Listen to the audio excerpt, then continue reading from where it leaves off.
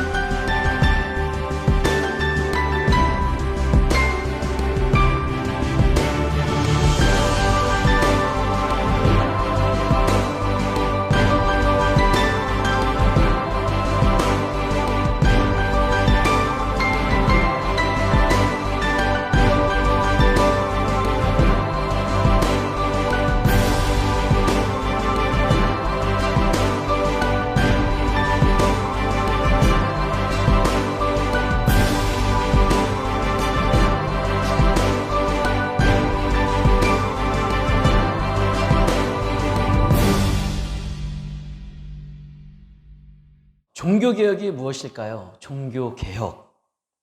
502주년을 맞이했습니다. 종교개혁. 개혁이라는 말이 뭐냐? 개혁이라는 것은 여러분, 새롭게 고치고 새 질서를 세우는 것. 이것이 바로 개혁입니다. 그러므로 종교개혁이란 종교를, 즉 교회를 새롭게 고치고 교회의 새 질서를 바로 세우는 것. 이것이 바로 종교개혁이죠. 왜 이와 같은 종교개혁이 필요했을까? 중세 시대 당시 교회가 잘못된 방향으로 가고 있었기 때문에 그렇습니다. 왜냐하면 교회가 타락했어요. 교회가 부패했습니다. 그렇기 때문에 교회가 교회로서의 본질을 잃어버리고 말았던 것입니다. 가장 대표적으로 교회의 타락을 증명하는 것이 무엇입니까? 우리가 영상에서 봤듯이 성직 매매, 성직을 매매하고 또한 면죄부를 판매하는 것. 여러분, 이 외에도 중세교회는요, 폭력이 있었고 폭행이 있었고 그 권력 남용과 수많은 교회적 타락이 있었는데 가장 대표적인 게 바로 성직 매매 그리고 면죄부 판매입니다. 여러분, 성직을 매매하고 면죄부를 판매하는 게 다 뭐랑 관련이 돼 있죠?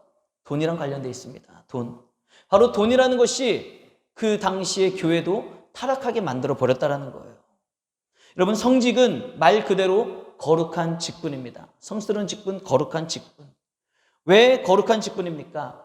하나님의 말씀을 전하고 백성들을 하나님께로 인도하는 역할을 감당해야 될 사람이 바로 성직자들이라는 거예요. 오늘날로 말하면 목회자들 되겠죠. 목사님들 아니겠습니까?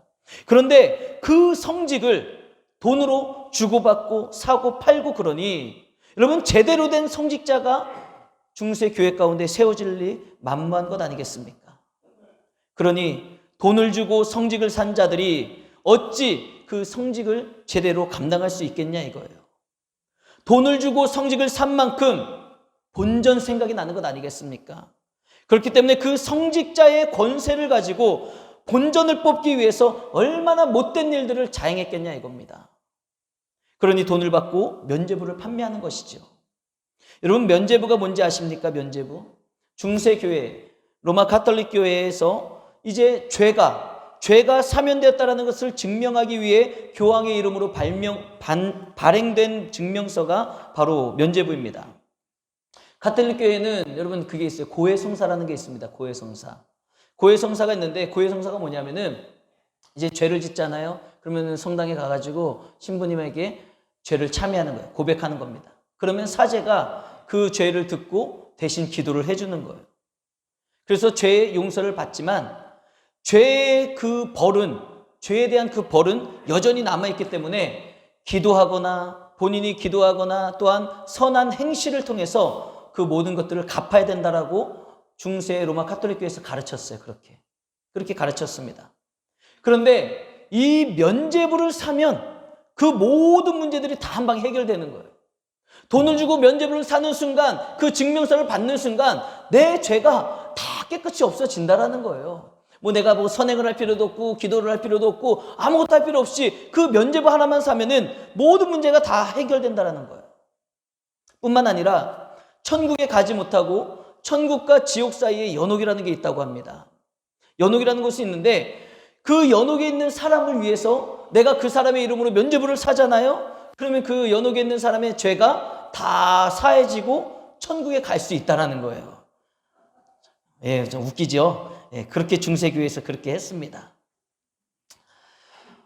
이와 같은 면죄부는 사실상 원래 어떻게 생겨났냐면은 성 베드로 성당을 신축하기 위해서 자금이 부족하니까 그 자금 마련을 위해서 면죄부를 판매하기 시작했습니다. 그런데 이제 막 판매하면서 돈이 생기니까 이제 막 오버해서 막 판매하는 것 아니겠습니까? 그 과정에서 앞서 말씀드린 성직을 돈을 주고 사고 매매한 사람들, 성직을 돈으로 산 사람들이 그냥 있었겠냐 이거예요. 그 면죄부를 판매하면서 중간에 수많은 돈들을 가로채게 해먹었다 이거죠. 중세교회가 타락했다라는 것, 왜 종교개혁이 일어나야 됐는지 바로 성직 매매와 면죄부 판매를 통해서 얼마만큼 그 당시에 교회가 타락했는지를 보여주고 있는 것입니다. 그래서 1517년 마틴 루터는 이와 같은 잘못된 점들, 면죄부를 통한 이와 같은 잘못된 점들을 조목조목 뭐가 잘못됐는지를 써서 비텐베르크 대학 교회에 그 정문에 95개조의 방법문을 탁 붙여버리는 거예요. 이 일을 통해서 썩어빠진 중세교회에 이제 종교개혁의 발단이 생겨나게 된 것이죠. 그리고 종교개혁자들은 이렇게 외쳤습니다. 오직 성경, 오직 은혜, 오직 믿음으로 돌아가자. 할렐루야. 오직 성경, 하나님의 말씀으로 돌아가자는 거예요. 오직 하나님의 은혜를 입은 사람으로서 하나님의 은혜로 돌아가자. 그리고 오직 믿음으로 살아가는 것 아니냐. 믿음으로 돌아가자. 왜 당시 종교개혁자들이 목숨까지 걸고 이렇게 외쳤는지 아십니까? 첫 번째 봤던 얀 후스라는 사람, 여러분 그 사람은 종교개혁을 외치다가 화형에 죽고 말았습니다. 화형을 당하고 마른 거예요. 사람이 가장 큰 고통을 느끼는 것이 바로 불에 탈 때 가장 큰 고통을 느낀다는데 그렇게 비참하게 처참하게 종교개혁을 외치다가 우리의 신앙이 이대로 있어서는 안 된다는 것을 외치다가 화형을 당하는 것 아니겠습니까? 왜 그 당시 종교개혁자들이 그렇게 죽음을 무릅쓰고 목숨까지 다하면서 종교개혁을 외쳤을까? 왜 오직 성경, 오직 은혜, 오직 믿음으로 돌아가야 된다는 것을 외쳤을까? 그 이유는 여러분 교회의 하나님의 말씀 성경보다도 그 당시 기득권 세력이라고 할 수 있는 사제들과 그 가장 위에 우두머리로 있는 교황의 그 권위가 더 높았다라는 거예요. 여러분, 이 하나님의 교회에서 가장 권위가 있는 게 무엇입니까? 하나님의 말씀입니다. 이 성경입니다. 아무리 위대한 인물이 태어난다 할지라도 탄생했다 할지라도 하나님의 말씀에 위배된 삶을 살아가서는 안 된다라는 거예요. 그런데 중세교회에서는요, 이 하나님의 말씀 성경보다도 교황의 말이 곧 법이었다라는 거예요. 교황이 마음대로 해석하고 교황이 마음대로 선포하면 그게 바로 법이 되는 것입니다. 성경 위에 군림을 하고 있는 것 아니겠습니까? 그래서 마녀사냥이라는 말이 나왔잖아요. 마녀사냥. 그냥 딱 집어넣는 거예요. 그냥 딱 집어넣고 지목하고 사냥하듯이 그냥 사람을 죽음의 길로 몰아넣는 것 아니겠습니까? 빼도 박도 못하고 죽을 수밖에 없는 것입니다. 그만큼 중세 교회에서는 하나님의 말씀보다, 성경보다 교황의 말 한마디, 그리고 성직자들의 말 한마디가 더 권세가 있었다라는 거예요. 그러니 타락할 수밖에 없는 것이죠. 권력을 남용할 수밖에 없는 것입니다. 또한 여러분, 우리가 구원에 이르는 것은 어떤 길입니까? 로마서 1장 17절의 말씀처럼 오직 의인은 믿음으로 말미암아 살리라. 하나님을 향한 믿음, 나를 창조하신 하나님을 믿고 나를 구원하신 예수 그리스도를 믿는 그 믿음으로 말미암아 우리는 사는 것 아니겠습니까? 내가 예수 그리스도를 믿음으로 말미암아 우리는 그 십자가의 은혜로 구원받는 것입니다. 할렐루야. 그런데 그 당시 중세교회는요, 그렇지 않았다라는 거예요. 믿음이 아니었습니다. 그 중세교회는 얼마나 타락했는지 몰라요. 우리가 구원받을 수 있는 것은 예수 그리스도를 믿음으로 말미암아 하나님이 값없이 주신 은혜, 선물로 말미암아 우리가 구원받은 거예요. 그런데 당시 중세교회는 타락했습니다. 부패했습니다. 하나님의 은혜도 필요 없고요, 하나님을 향한 믿음도 필요 없었어요. 그들에게 오직 필요한 건 뭐예요? 돈을 주고 면죄부를 사는 게 중요했다. 돈을 주고 면죄부만 사면 하나님의 은혜가 아니라도 내가 구원받는 거예요. 돈을 주고 면죄부를 사면 내가 예수 그리스도의 십자가를 믿지 않아도 구원을 받는다는 거, 엄청난 잘못된 말 아니겠습니까? 이와 같은 잘못된 교회를 바로잡고 바로 세우자는 것이 바로 종교개혁입니다. 여러분, 작은 물고기를 집에서 키워보신 적 있으십니까? 작은 물고기. 여러분, 집에서 물고기를 키울 때 어떻게 키우시나요? 어항에다 키우지. 어항에다 키웁니다. 처음에 어항을 사가지고 와서 물을 담고 물고기를 탁 넣어놨을 때 얼마나 고기가 예쁘고 얼마나 생명력 있고 얼마나 고기가 수영도 헤엄도 잘 치면서 다닙니까? 그런데 그 물을요, 어항의 물을 갈아주지도 않고 1년, 2년, 3년 있다고 한번 생각해 보세요. 어떻게 될까요?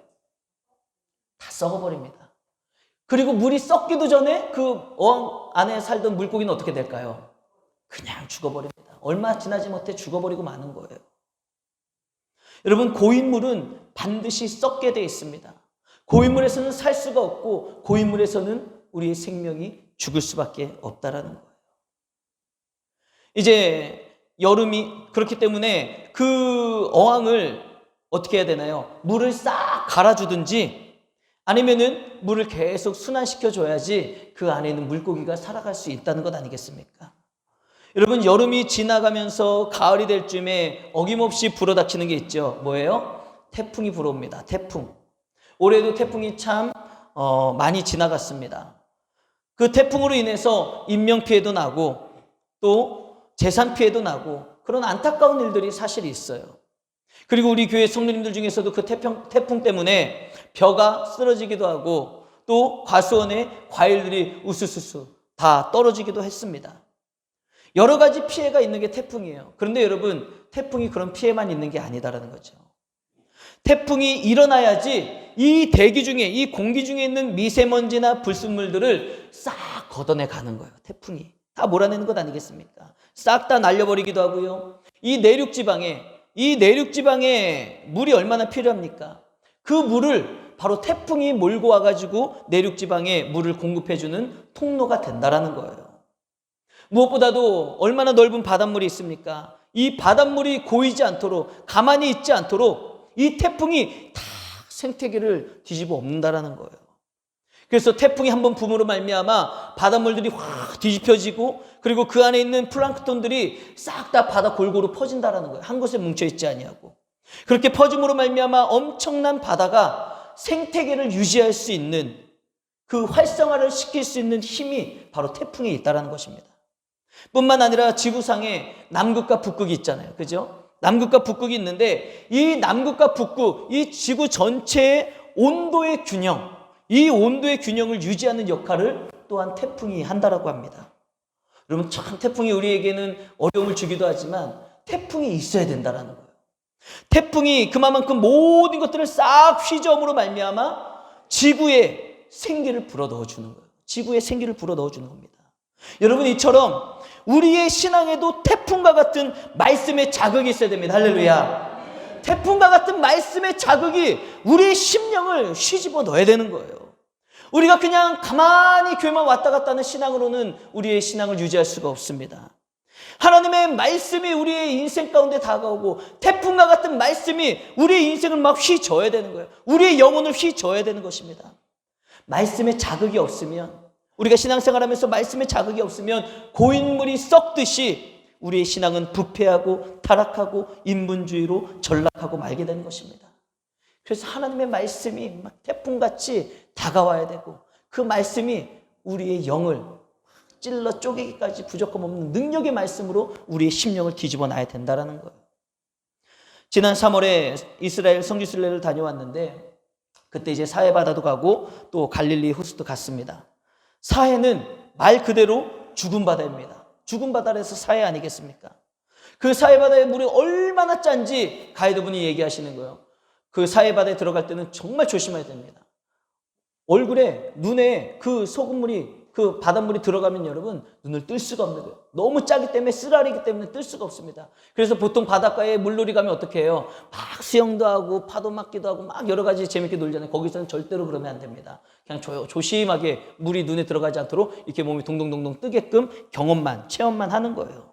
얼마나 신기한지 진짜 그 물에 그냥 몸을 이렇게 해서 탁 눕잖아요. 진짜 몸이 팍 뜹니다. 신기할 정도로. 너무너무 신기할 정도로. 그런데 여러분, 그 사해바다가 그렇게 신기하기는 하지만 중요한 게 뭔지 아세요? 그 물은 먹을 수도 없고요. 그 물은 그 어디에도 쓸 수가 없습니다. 그리고 당연히 그 사해에는 어떠한 생명체도 살지 못한다는 거예요. 그래서 물은 있지만 죽은 물이고 죽은 바다고 쓸모없는 바다나 마찬가지입니다. 여러분, 왜 그 바다가 사해가 된지 아십니까? 사해는 갈릴리로부터 내려오는 물을 요단강을 통해서 받아요. 그런데 그렇게 갈릴리 호수에서 내려오는 물을 요단강을 통해 받기만 할 뿐이지 더 이상 사해바다는요 흘려보낼 데가 없어요. 흘려보내지는 않습니다. 그러니 한마디로 어떤 물입니까? 고인물이 되고 마는 거예요. 고인물이 되고 마는 겁니다. 고인물이기 되기 때문에 그 물은 죽을 수밖에 없는, 죽은 물이 될 수밖에 없는 겁니다. 반면에 갈릴리 호수는요 얼마나 아름답고 예쁘고 고기도 많이 사는지 모릅니다. 성경에 보면 베드로가 그 물이 찢어질 정도로 물고기를 잡잖아요. 거기가 갈릴리 바다 아니겠습니까? 여러분, 갈릴리에는요 생명력이 있습니다. 풍성한 곳이 바로 갈릴리예요. 왠지 아세요? 갈릴리는 헐몬산에서 내려오는 그 물을 받을 뿐만 아니라 끊임없이 그 물이 고여있지 아니하고 흘려보내는 거예요. 받은 만큼 계속해서 흘려보내는 겁니다. 받고 흘려보내고 또 받고 흘려보내고. 여러분, 우리의 신앙이 정체되어 있으면 안 된다는 거예요. 우리의 신앙. 물이 흘러야지 그 안에 생명체가 살고 풍성해질 수 있듯이 우리는 늘 하나님의 말씀으로 공급받아야 되는 거예요. 날마다 매일같이 하나님의 말씀을 공급받고 그 하나님의 말씀으로 우리의 심령을 재충전하고 하나님의 말씀대로 살아가는 삶이 돼야지 우리는 타락하지 않고 변질되지 않고 우리의 영이 살아날 수 있다는 것입니다. 사랑하는 성도 여러분, 하나님의 말씀을 날마다 받고 그 말씀이 태풍처럼 여러분들의 마음을 휘집어 놓고 말씀으로 거듭나 흘려보낼 수 있는 삶, 말씀대로 살아가는 거룩한 성도의 삶이 되시기를 주님의 이름으로 축복합니다. 오늘 우리는 이 시간 종교개혁주의를 맞이해서 우리의 신앙을 다시 한번 돌아봐야 되는 500년 전에 타락한 중세교회를 새롭게 하자는 종교개혁이 일어났다면 오늘은 우리의 신앙을 새롭게 하자라는 신앙개혁이 일어나야 된다는 거예요. 이 시간 우리의 신앙이 새롭게 되어지는, 우리의 신앙이 새롭게 변화되어지는 의미 있고 가치 있는 시간이 되기를 주님의 이름으로 축복합니다. 여러분, 이스라엘의 역사를 보면 이제 첫 번째 사울왕이 세워지죠. 그리고 다윗, 솔로몬에 이어서 이제 통일왕국, 그리고 분열왕국 시대를 통해서 총 41명의 왕이 이스라엘 역사 가운데 있었습니다. 그 중에 대표적으로 종교개혁을 일으킨 왕이 누구냐? 히스기야 왕과 요시야 왕이 있습니다. 그리고 히스기야 왕과 요시야 왕뿐만 아니라 중간중간에도 크고 작은 종교개혁을 일으켰던 왕들이 여럿 있다라는 거예요. 이 말씀은 뭐냐? 이스라엘의 역사상 하나님의 선택받은 백성들이었지만 그들이 타락했다라는 거예요. 그러나 타락한 것으로 머물러 있지 아니하고 시대별로 분명히 그 종교와 신앙을 개혁하고자 하는 사람들이 있었다는 겁니다. 그 시대적으로 빛과 소금이 되고자 하는 사람들, 이대로 머물러 있어서는 안 된다, 종교를 개혁해야 된다, 바뀌어야 된다, 다시 거듭나야 된다라는 사람들이 있었다라는 거예요. 왜요? 그 시대마다 시대의 문제가 있었던 거예요. 그 시대마다 타락한 문제가 있었습니다. 그 시대마다 하나님을 떠난 사건들이 있었다라는 거예요. 오늘은 그 여러 명의 종교개혁을 일으킨 왕들 중에 남유다의 세 번째 왕이 되는 아사 왕의 종교개혁에 대해서 우리가 간단하게 살펴보고자 합니다. 오늘 본문을 보면 아사 왕은 41년 동안 유다를 통치했습니다. 41년 동안 유다 땅을 통치하면서 이 나라와 민족이 하나님의 나라로 바로 설 수 있도록 종교개혁을 일으켰던 사람이 바로 아사 왕이에요. 첫 번째 본문 12절 전반부를 보면 그가 어떤 종교개혁을 일으키냐, 가장 먼저 일으킨 것이 바로 남색하는 자들을 그 땅에서 다 쫓아냈습니다. 여러분, 남색하는 자들이 어떤 자들인지 아십니까? 남색하는 자들. 남색하는 자들이라는 것은 남자와 남자가 사랑을 한다면서 성관계를 하는 동성애자들을 말하는 거예요. 이게 바로 남색하는 자들입니다. 그러나 이들이 말하는 사랑은 우리가 알고 있는 아름다운 사랑하고는 전혀 관계가 없는 사랑입니다. 이 남색하는 자들이 말하는 사랑은 어떤 사랑인지 아십니까? 그저 성적 쾌락을 의미하는 섹스일 뿐이다라는 거예요. 얼마나 타락한 것입니까? 여러분, 예나 지금이나 성적 타락은요, 우리 신앙인들이 가장 경계해야 될 사항이 되는 것입니다.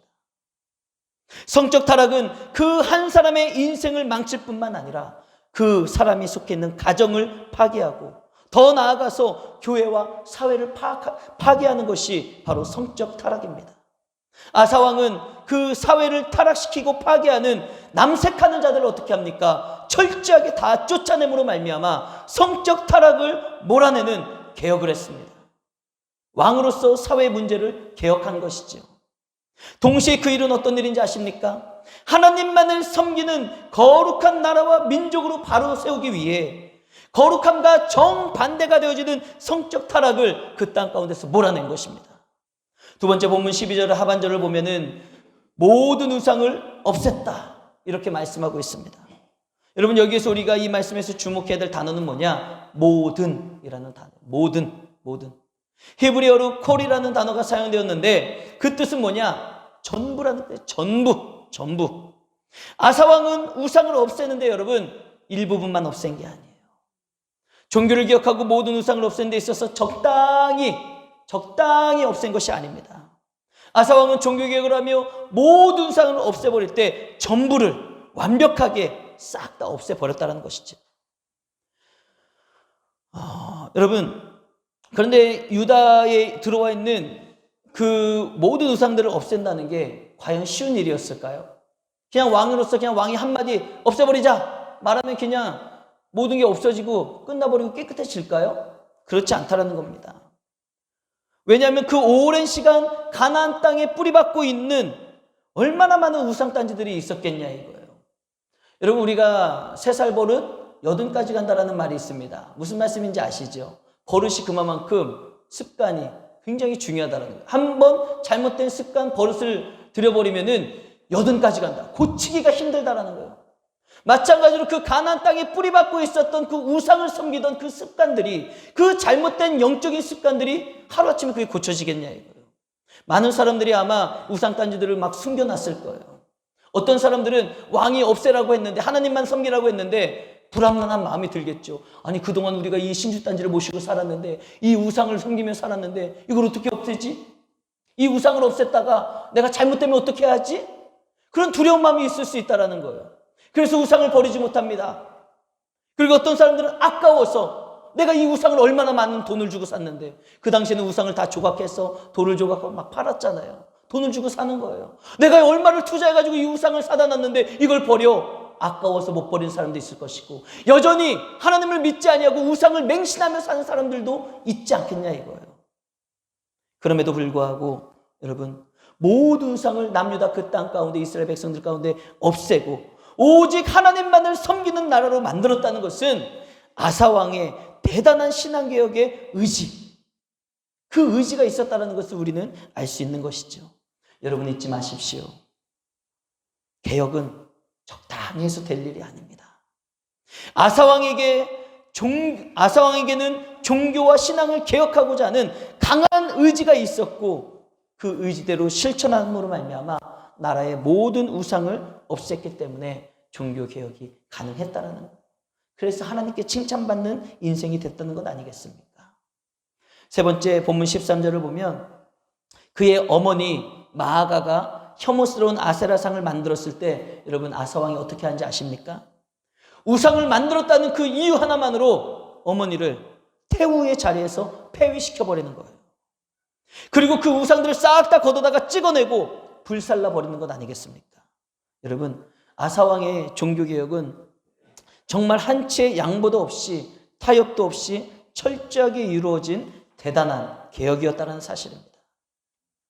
사랑하는 성도 여러분, 우리가 살아가는 이 시대에도 여러분 철저한 신앙개혁이 요구되고 있습니다. 우리가 살아가는 이 시대에도 가만히 우리의 삶을 내버려둘 수는 없다는 거예요. 반드시 우리의 인생 가운데 신앙의 개혁이 필요하다는 것입니다. 여러분들의 삶에 새롭게 바꾸고 개혁해야 될 삶의 모습은 무엇이 있습니까? 하나님을 믿고 섬기는 그리스도인이요 성도로서 제대로 서기 위해 바로 서기 위해 개혁해야 될 부분은 뭐가 있겠습니까?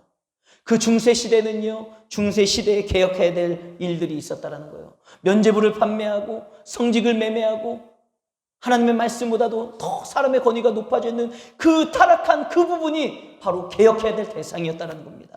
아사왕 시대는 뭐가 개혁할 대상이었습니까? 성적으로 타락한 것이 바로 개혁의 대상이었고 하나님보다 더 섬기며 바라봤던 우상들을 무너뜨리는 것이 바로 신앙과 종교개혁의 대상이었다는 것입니다.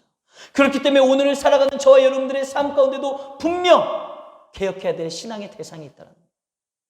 우리의 인생 가운데도 분명 개혁하고 바꿔 나가야 될 일들이 있다는 사실입니다. 여러분들의 삶 깊숙하고 여러분들의 삶의 그 은밀한 곳에 자리 잡고 있는 성적 타락이 있지는 않습니까? 음란한 마음과 생각으로 죄를 짓며 살아가고 있지는 않습니까? 그게 하나의 우리의 개혁에 대한 대상이 된다는 거예요. 내가 하나님 앞에서 거룩하게 살아가지 못하고 내가 은밀한 곳에서 성적으로 타락해 있는 그 마음, 그 삶, 여러분 그게 우리의 삶 가운데 개혁해야 될 대상이 된다는 겁니다. 또한 여러분들의 삶을 좌지우지하며 여러분들을 이리저리 이끌고 다니는 세상의 힘이 있지 않습니까? 세상의 가치관이 있지 않습니까? 물질의 권세, 여러분 언제까지 가만두시겠냐 이거예요. 언제까지 여러분들의 삶 가운데 질질질질 물질에 끌려다니며 살아가겠냐 이겁니다. 종교개혁이 일어났던 이유, 면죄부를 팔고 성직을 매매했던 것, 그 모든 게 바로 돈이 근본적인 문제 아닙니까? 돈 때문에 그 여러 가지들이 타락했다는 것입니다. 마찬가지로 우리가 살아가는 이 시대에 돈 때문에, 물질 때문에 우리가 신앙을 지키지 못하고 타락하고 세상적으로 살아가는 모습이 있는데 우리는 그 부분을 개혁해야 된다는 거예요. 언제까지 우리가 물질의 노예처럼 살아가며 나아가겠냐 이겁니다. 또한 여러분들의 인격은 그리스도인으로서 성도로서 괜찮으십니까? 제가 설교를 준비하면서 여러 가지 자료를 찾아보고 준비하는데 한 교회의 이야기를 제가 접하게 됐습니다. 어떤 이야기였냐면은 이제 예배가 끝나고 이제 목사님이 멀리서 엘리베이터를 바라봤대요. 이제 되게 큰 교회거든요, 그 교회가. 근데 목사님이 이제 멀리서 이제 엘리베이터를 바라보는데 엘리베이터에 사람들이 꽉 찬 거예요. 꽉 찼습니다. 그때 이제 마지막으로 한 할아버지가 지팡이를 짚고 그 엘리베이터를 탔어요. 상상이 되시죠? 어떤 일이 벌어졌을까? 삐. 여러분 우리가 마트 같은 데 가면은 딱 엘리베이터를 탔을 때 삐 소리 나면 어떻게 해요? 막 움직이죠. 막 움직여가지고 그러면 이제 소리가 안 나고 이제 될 수도 있잖아요. 그랬던지 목사님이 지켜보니까 한 20-30초 동안 아무도 안 내리고 삐 거리고 있다는 거예요. 그런데 20-30초 동안 지나도 그게 소리가 진정되지 않으니까 어떻게 됐나? 결국은 맨 마지막에 탄 지팡이를 들고 탄 할아버지가 내리시더라는 거예요. 지팡이를 들고 탄 할아버지가 결국은 내리셔서 씁쓸한 표정을 지으면서 계단을 내려가시는 모습을 목사님이 보신 거예요. 얼마나 속이 탔을까? 여러분, 이게 바로 오늘 한국교회의 현실입니다. 이게 바로 오늘 한국교회의 현실이에요. 교회에 나와 하나님의 말씀을 듣고 예배를 드리고 나아가면서 몸이 불편하신 그 할아버지 한 분한테 엘리베이터 자리, 그까짓 거 그거 하나 양보하지 못하고 살아가는 인격체가 오늘날 성도들의 모습이라는 겁니다. 그러면 그 정도의 인격을 가지고 살아간다면 세상에 나가서 도대체 어떤 모습으로 살겠냐 이거예요. 교회 안에서 말씀 듣고 예배가 끝나고 내려가면서 할아버지한테 엘리베이터 자리 하나 양보하지 않고 살아가는 인격이 세상에 나가서 아무도 모르고 그냥 세상적으로 살아갈 때 어떠한 모습으로 살아갈지 안 봐도 비디오라는 거죠. 안 봐도 비디오라는 거예요. 무슨 세상에 나가서 사랑을 전하고, 무슨 세상에 나가서 양보하며, 무슨 덕스러운 삶을 살아가고, 무슨 삶을 살아가겠냐 이거예요. 어떻게 그와 같은 사람이 세상에서 빛과 소금의 역할을 감당했겠냐 이겁니다. 여러분, 사실 다른 사람 얘기할 필요 없죠. 그 교회 얘기할 필요 없습니다. 오늘 살아가는 저와 여러분들의 모습이지 않겠습니까? 여러분들의 인격은 그리스도인으로서 괜찮으십니까? 사도 바울은 이렇게 고백합니다. 나는 날마다 죽노라. 결혼도 하지 않고 물질의 욕심도 없고 오직 복음을 위해 살았던 사도 바울이 뭐라고 이야기합니까? 나는 날마다 죽는다는 거예요. 내가 날마다 죽지 않고서는 그리스도인으로서 살아갈 수가 없다는 것입니다. 그런데 여러분, 우리가 어찌 죽지 아니하고 그리스도인으로서 살 수 있겠냐 이거예요. 우리의 성질, 여러분, 죽어져야지 됩니다. 우리의 교만, 날마다 죽어져야 됩니다. 할렐루야. 우리의 성질, 교만뿐만 아니라 불친절한 것 있잖아요. 불친절한 거, 사람들한테 불친절하게 대하는 거, 그리고 툭하면 막 싸우려고 달려드는 것, 그리고 나만 생각하는 이기심, 거짓말하고 탐욕, 탐심, 그리고 누군가를 막 미워하며 시기하는 것, 질투하는 것. 여러분, 그 모든 것들이 날마다 우리의 삶 가운데 죽어져야 된다는 겁니다. 우리의 인격이 개혁의 대상이에요. 여러분, 우리의 인격이 바뀌어야 됩니다. 교회 나와서 예배만 드리고 간다고 장땡이 아니에요. 우리의 인격이 그리스도를 본받는 하나님의 성품을 닮아가는 사람이 돼야 될 줄로 믿습니다. 아멘이 되게 작아요. 별로 바뀌고 싶지 않은 건지, 뭐 기분이 나쁘신 건지. 저 여러분들의 인격이 변화되기를 주님의 이름으로 축복합니다. 마지막으로 역대하 14장을 보면 이제 아사왕이 통치할 때, 그때 이제 아사왕의 군대는요 58만 명입니다. 그리고 구스 사람이 쳐들어왔는데 몇 명을 데리고 왔냐면은 병거 300대와 100만 명, 100만 대군을 데리고 쳐들어온 거예요. 이때 위기를 맞이한 아사왕이 어떻게 하는지 아십니까? 우리 역대하 14장 11절 말씀 우리 다 같이 한번 읽어보겠습니다. 시작. 주밖에 도와줄 이가 없사오니 우리 하나님 여호와여 우리를 도우소서. 우리가 주를 의지하오며 주의 이름을 의탁하옵나이다. 아멘. 여러분, 아사왕의 고백을 보시길 바랍니다. 여호와께 부르짖으면 뭐라고 말합니까? 주밖에 도와줄 이가 없습니다. 이 고백은 뭐예요? 하나님, 제가 지금 위기를 만났습니다. 구스 사람들이 100만 명의 대군을 이끌고 왔습니다. 그런데 내가 이 위기 가운데 살아갈 수 있는 것은 오직 여호와 하나님밖에 없습니다. 오직 여호와 하나님밖에 나를 도와주실 분이 없습니다. 내가 더 이상은 누구를 의지하고 내가 바라볼 사람이 없습니다. 여러분, 어떤 사람이 기도하는지 아십니까? 어떤 사람이 기도하냐? 주님밖에 나를 도와줄 사람이 없다라는 고백을 할 줄 아는 사람, 주님밖에 나의 도움이 없습니다라는 겸손한 고백을 할 수 있는 사람만이 기도할 수 있다는 거예요. 여전히 나를 도와줄 사람이 있고 내가 의지할 돈과 재산이 있고 든든한 잘 나가는 자녀들이 있는 사람들, 무엇인가 비빌 언덕이 있는 사람들은 절대로 여호와 하나님 앞에 기도하지 않습니다. 여호와 하나님 앞에 기도하지 않아도, 의지하지 않아도 내가 살 길이 있어 보이니까. 여러분, 우리의 신앙은 새롭게 개혁해야 됩니다. 신앙이 무엇입니까? 내가 믿는 것 아닙니까? 그렇다면 우리가 살아가는 삶 가운데 어떠한 신앙을 가져야 됩니까? 돈에 대한 신앙? 자식에 대한 신앙?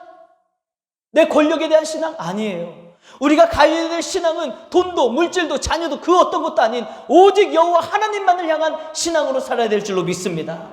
우리의 신앙이 변화되어야 되는 거예요. 개혁이 일어나야 됩니다. 그동안 내가 돈을 의지하며 살았다면 여러분, 그 돈을 의지하며 살아갔던 신앙을 무너뜨리십시오.